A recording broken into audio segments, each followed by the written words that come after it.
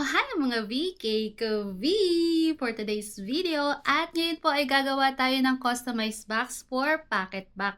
Mamaya po ipapakita ko sa inyo kung ano nga ba yung outcome ng ating custom. 30 pieces po ang gagawin natin ngayon na customized box. And actually po, ito po ay additional na lang sa unang na-order sa amin na 40 pieces. Sa ganitong project ay medyo makapal po yung ginagamit kong papel. Pero, depende po yun sa laki ng box. At kung printer nga po ang pag-uusapan natin ay Canon ang pinakamaganda sa makakapal na papel. So far, ang pinakamakapal na papel na na-try ko po dito ay 300 GSM. Ang kaya niya talaga. Sa cutting machine naman po ay Cricut Maker 3 ang ginagamit ko kapag customized box ang order.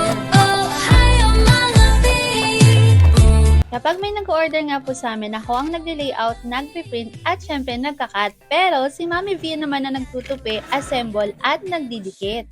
Once tapos na nga po ang ating finished product, ay ibabalot na natin siya. So sa mga online platforms po ay gumagamit tayo ng parcel pouch. Pwede po kahit anong color na gusto natin as long as plain pa. Ngayon nga po ay natapos na natin yung order sa atin na 30 pieces na customized box for pocket box. So, ano nga ba yung pocket box sa mga usual po na gumagamit ng Bath and Body? Yun yung po yung parang sanitizer. So, ganito po siya. Yan. Ganito siya. Ayan. So, sanitizer po ito sa mga gusto ng mga instant souvenir o kaya naman ay for giveaway. Pwedeng-pwede po ito. So, ngayon pakita na natin yung ating finished product na customized box.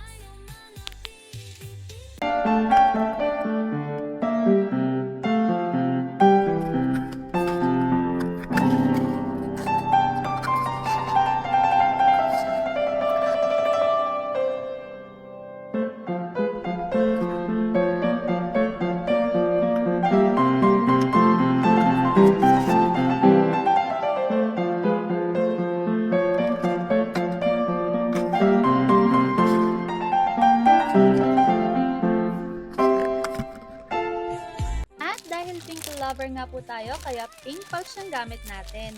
Thank you so much!